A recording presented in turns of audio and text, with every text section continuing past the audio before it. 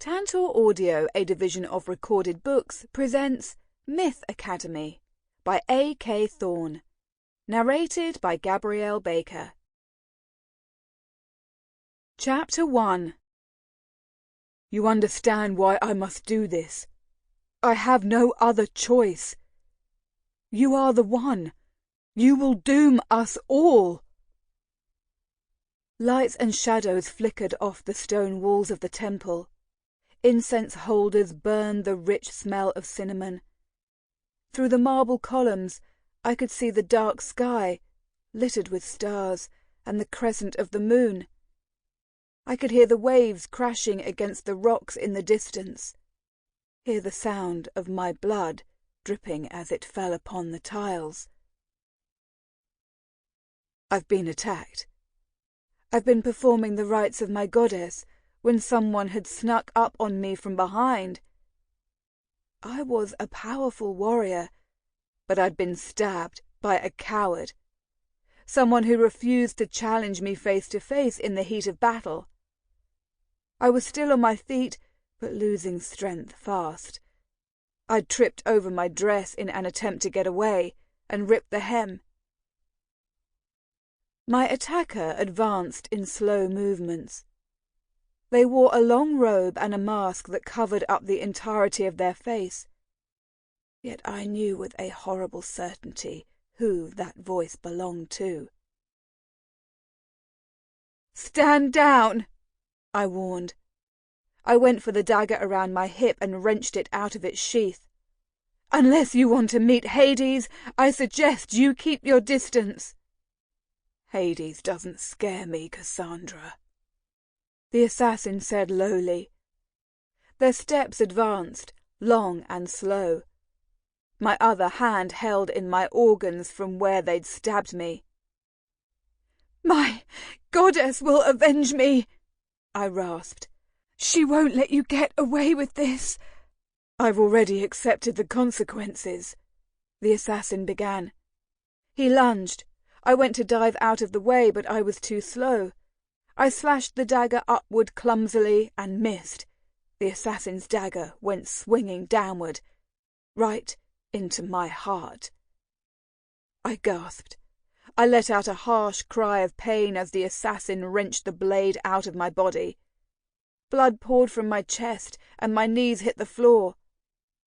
My upper body tilted until my face was pressed against cold stone, and my heart struggled to beat until it eventually gave up the fight entirely. It was too late. No healer in the world could fix this. Not even my goddess could reverse what had been done now. I heard hooves click against the marble floor, and saw the antlers of a great stag flash in my vision as I went down. Everything was getting dark. The end crept at the edges of my eyes, but I held on in a vain attempt to see my goddess one last time. "Forgive me, Cassandra." The assassin turned the knife on himself. He stabbed himself twice, first his stomach and then his own heart, before he flung the blade aside and collapsed beside me. He pulled the mask off and faced me. It was almost like we were beside each other in bed once again. The light faded from his eyes faster than mine did. As I took my last dying breath and my body stilled, our blood melded together into a singular pool on the floor. I kept my eyes fixed on the face of my killer. The face of my secret lover. "Earth to Penelope! Wake up!" Claudia snapped her fingers in front of my face. I shook my head. "Huh? What?" "You've been standing there staring into space for 5 minutes. Claudia put her hand on her hip. "Are you okay? This is the 5th time this week you've zoned out?" "Yeah."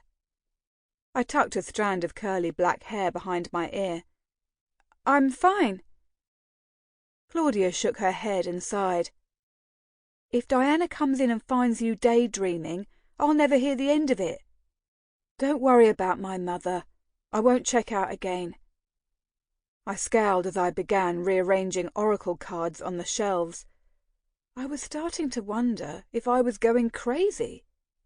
For the past several weeks, I'd been getting these strange visions, sometimes in my sleep, sometimes during the middle of the day.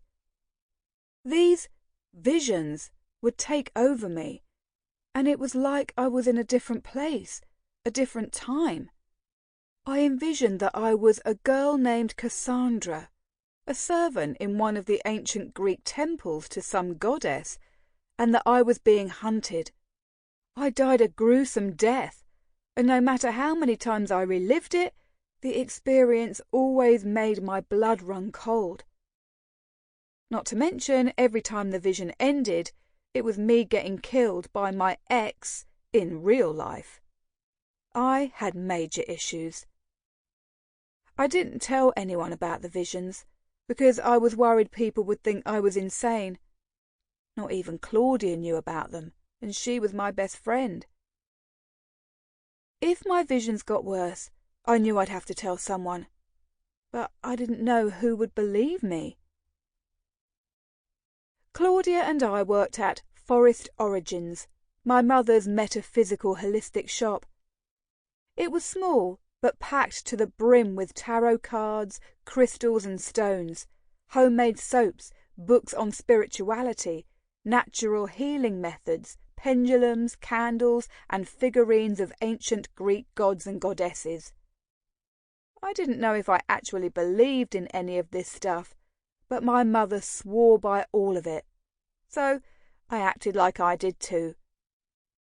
She'd owned a hunting store for years until she had a change of heart, shut it down, and created Forest Origins. My mother had been very into hunting until the past few years or so.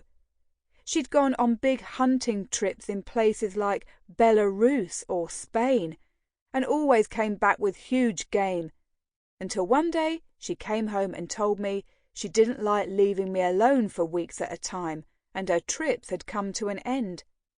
Personally, I think it was because she didn't want to let me go. She feared I'd run away when her back was turned. Not something I hadn't considered. The store smelled of incense and burning sage. I think the smells were what triggered today's vision in the first place. A couple of women wrapped in shawls entered, along with a few giggling teenage girls. I sold some pendulums to the witch wannabes and some crystals to the teenagers before it started to rain outside. The customers slowed, so Claudia and I busied ourselves with cleaning the shop.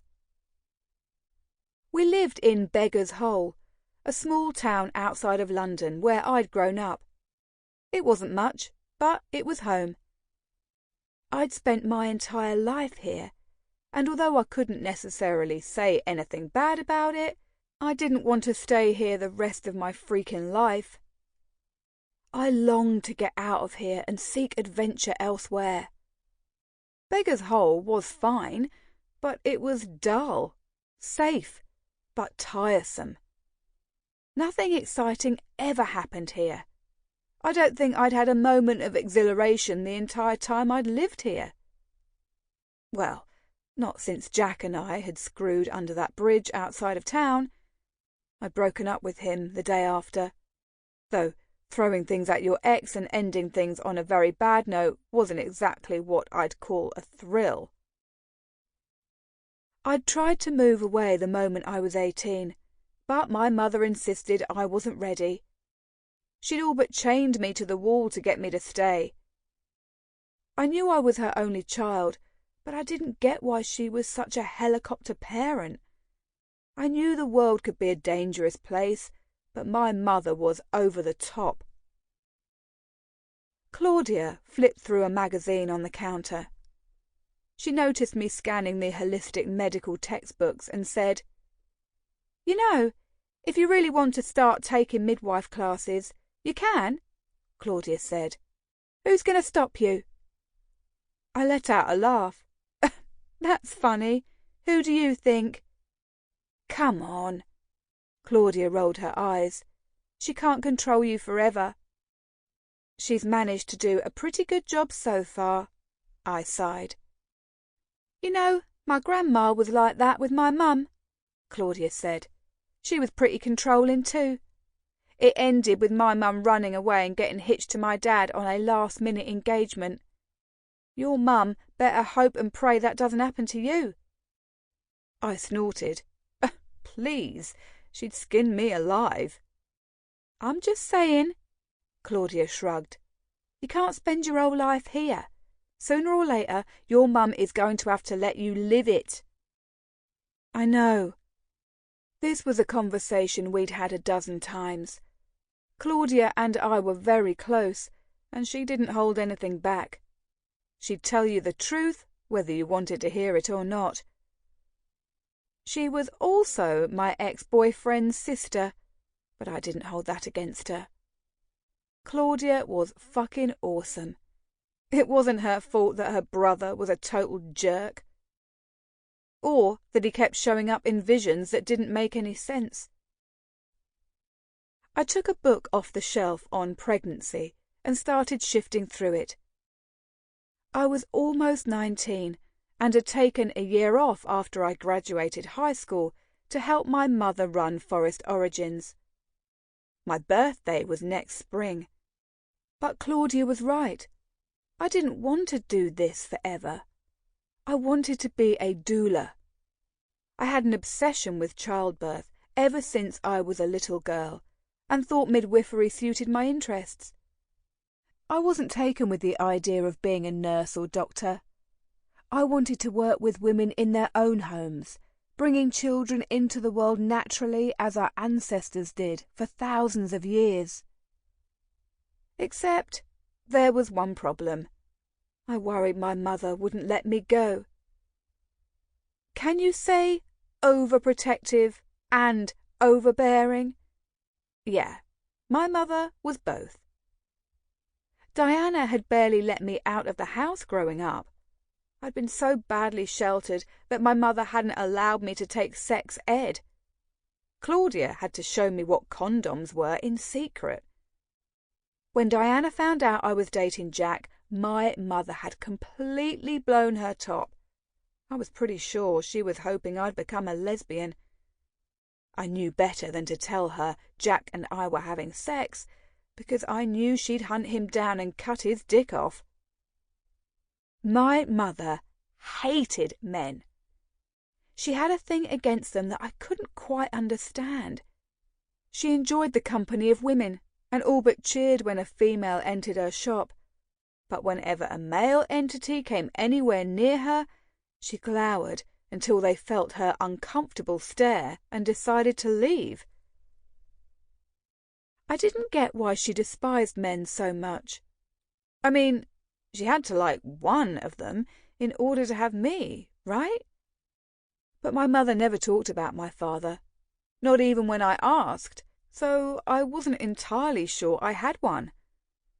I was starting to think I was adopted, or my mother had some sort of miraculous conception inspired out of her hatred for guys or something.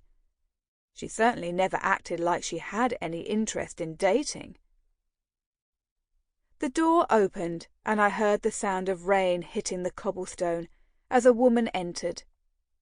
Claudia hastily shoved the magazine under the counter as my mother drew near.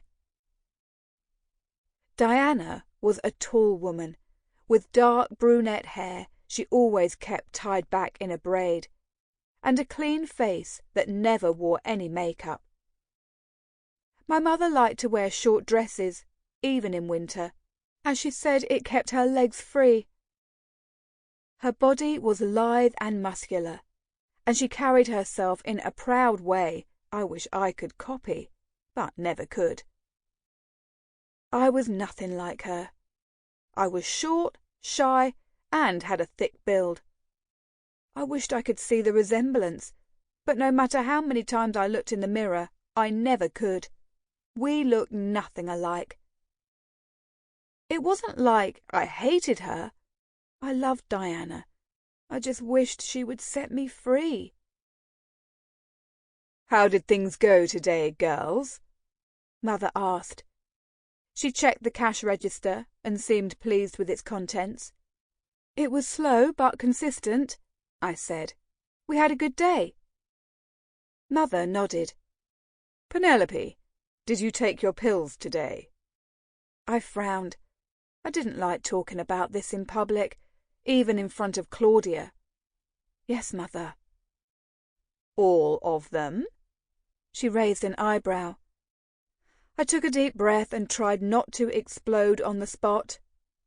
"Yes, right at lunchtime, like you asked." I dug my nails into my palms. "I just want to make sure you're staying on track. I care about you," Mother said calmly.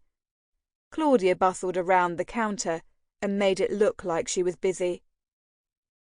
"I can take care of myself, Mother," I growled. "Even though you don't think I can." "I know. You're fully capable." Mother thankfully let it drop. She counted today's profits while I stewed near a stand of velvet bags. I was mad at my mother for bringing up my antidepressants. So what? I had clinical depression. Didn't mean I couldn't manage taking care of myself. If she had her way, she'd keep me at home in bed, day in and day out. I couldn't live that kind of life. Mother shut the register and turned on her heel. "I'll see you tonight, Penelope. Remember to drink that kombucha I made you." I made a face while her back was turned. I'd dumped it out when I'd gotten here. Mother said it would help my depression, but to be honest, it was kind of nasty. She really didn't know how to make anything besides venison or steak. Once my mother was gone, Claudia checked her watch. "Oh, man," she groaned. "I'm totally going to be late." "What for?" I asked. "There's this party on the south side. Tobias is going to be there. It's already started." Claudia's eyes lit up when she said Tobias's name. She had a huge crush on him. He was a bulky, muscular guy who'd graduated secondary school with us. He lifted professionally and was a wrestling champion. I personally think he had more muscles than brains, but he wasn't for me. Claudia put her chin in her hand. "I bet some other girl will be all over him by the time I get there," she grumbled. "Go," I said. "I can handle closing up." "Really?" Claudia lifted her head. "What about you? Don't you want to come?" "You know I hate parties," I said. I was a loner in every sense of the word. Claudia was my only friend. Besides, someone has to stay and close up the shop. I can handle it. Claudia squealed. "Penelope, you're the best!" She gave me a hug, then ran out the door. I spent the last hour polishing stones and putting things back where they belonged. It was lonely without Claudia, but I didn't mind. The silence and the quiet comforted me. I'd rather be alone than around people, as it gave me time to think. The rain slowed down to a drizzle as I locked the door to Forest Origins behind me. I wasn't allowed to walk home alone. Claudia usually went with me. But screw my mother's rules. I could take the journey home by myself one time. The world wouldn't fall into pieces. I worried about attackers or drunks on the streets, but there were none. Beggar's Hole, despite its name, had little crime. The streets were empty out here, even at 8 at night. The only people I saw were fellow shopkeepers closing up for the night. I left town and continued into the countryside. It was a short walk from here to home. The way was marked by a winding dirt path that passed over the hills and plains. I was halfway home when someone stepped in front of my path. My stomach dropped when I saw who it was. He hadn't changed a bit. Jack was still tall and muscular. His hair was longer than before, half of it tied back behind his head, the rest falling free. His light blue eyes were more entrancing than ever. Damn it all if I wanted to run my hand over the stubble on his chin and down his corded arms, even still. He looked like one of those sexy dudes in gladiator movies that women drool over. I was no exception to his charms, despite having a history between us that made me cringe to remember. "You've got to be fucking kidding me," I said. "Who do you think you are, showing your face around here again?" Jack's smile tilted upward, and it sent butterflies whizzing through my stomach. "I just came by to say hello, and to give you this." Jack extended a hand. Within it was wrapped a circular piece of paper, like a scroll, closed with some sort of wax seal. I snatched it from his hand and shoved it in my pocket. "Aren't you going to read it?" His tone was playful. I hated that. Didn't he remember how things ended between us? "If it's from you, I'll probably throw it in the fire," I snapped. Jack laughed, and the sound sent a rush of desire straight to my thighs. Okay, just because we were broken up didn't mean I didn't want to bang him, even now. The man was a god in bed, I tell you. "Pen, you haven't changed much." He took a step closer to me. I took a step back. There was a certain quality about Jack, and I didn't know what it was. That scared me and drew me in at the same time. There was a darkness in him that I loved and despised, and it was so intoxicating. I was 2 seconds away from suggesting we get out of here and find a place to hook up, before I reminded myself there was a reason we weren't together. I drew myself up and said, "I thought we talked about this. It was best if we didn't see each other anymore." "You talked about it. I was forced to listen," Jack said. For the first time, I caught a hint of bitterness in his tone, and it was so unlike him. "Anyway, I've just come to visit an old friend." "We aren't friends, Jack." "Not even friends?" His eyebrows narrowed. "Pen, what's happened to you?" "Things are different now. I'm sorry, Jack. I have to go." I shoved past him and continued on my way. I couldn't think about Jack and I. It was too painful. I needed to get away. "Pen!" I heard footsteps as Jack ran after me. I closed my eyes and prayed he'd give up, but he didn't. I took a steadying breath and whirled around to face him. "Jack, I get that this is hard, but—" My words fell out of my mouth, and my body trembled as I looked up. Behind Jack was a terrible creature. The monster had the body and head of a male lion, but giant wings like a bat's. Huge red claws grew out of its paws, and 2 curved horns rose out of its head. Worst of all was the massive scorpion's tail, which twitched menacingly and dripped with venom. The beast had to be 12 feet tall, and its eyes were locked on me. The monster stalked low to the ground and crouched, like it was seconds away from leaping onto its prey. I'd heard of creatures like this only in books and movies. It was a manticore, and it looked like it wanted to make me its next meal. Chapter 2. This couldn't be possible. Manticores weren't real. Score another point for me being crazy. I had to be envisioning the whole thing, This was made up. No way could I be seeing a real monster straight out of a fantasy book.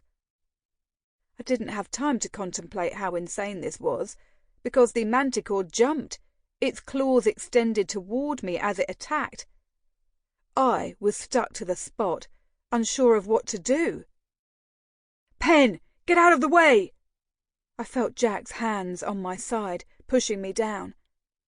The manticore sailed over me. I rolled and stumbled back to my feet. I glanced around frantically for Jack, but I didn't see him. "Jack!" I cried in panic. "Where are you?" He'd vanished.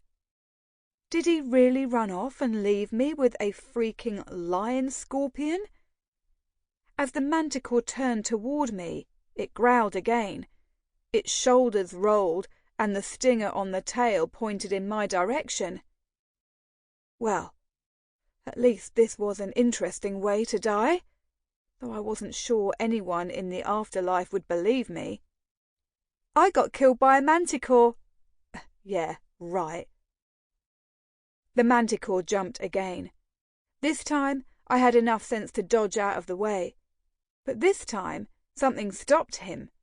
My mouth dropped open when I saw Jack in front of me, defending me. What was even more shocking was that he'd pulled a sword out of his coat. "Where'd you get that?" I screamed. I was completely bewildered. Jack wasn't listening. He was focused on the manticore. He pointed his sword at the monster, and the manticore hissed. The lion attacked, but Jack spun out of the way and lunged out with the sword. It clipped the manticore's coat, and the creature howled in pain as blood spilled onto the ground. The manticore lunged out with its claws, but Jack avoided them and swung again. This time he missed. The manticore tried a different tactic. It rose up on its back legs and beat its wings a few times. The gust of wind that resulted knocked Jack off balance. He stumbled backward, and the manticore fell onto 4 legs again. Its scorpion tail lashed out. Jack parried the tail away at the last second, before the manticore struck again. I cringed every time the manticore lunged out with its tail. Each time it was only seconds away from striking Jack. Jack lashed out too quickly and ended up stumbling. He nearly tripped and had to drop his sword to recover his balance. That was the only opening the manticore needed. The manticore raised its tail and aimed before it drove its stinger into the middle of Jack's chest. I screamed in horror as Jack's eyes went wide. The manticore ripped its stinger out. Though the wound didn't bleed, it oozed a green substance that I only supposed could be the creature's venom. Jack collapsed, and his sword fell out of his hands. He began sputtering as the manticore licked its lips, ready to devour its meal. I couldn't just stand here and watch Jack be eaten. "Leave him alone!" I picked up a rock and threw it. It hit the manticore on the side of the head. The manticore growled and turned. Great. Now its attention was on me again. The stinger twitched in deadly anticipation as the manticore made its way toward me. Its steps seemed heavy and deliberate. I was the prize he'd really come for. "I need a way out of this. Someone help me, please," I begged. Then something miraculous happened.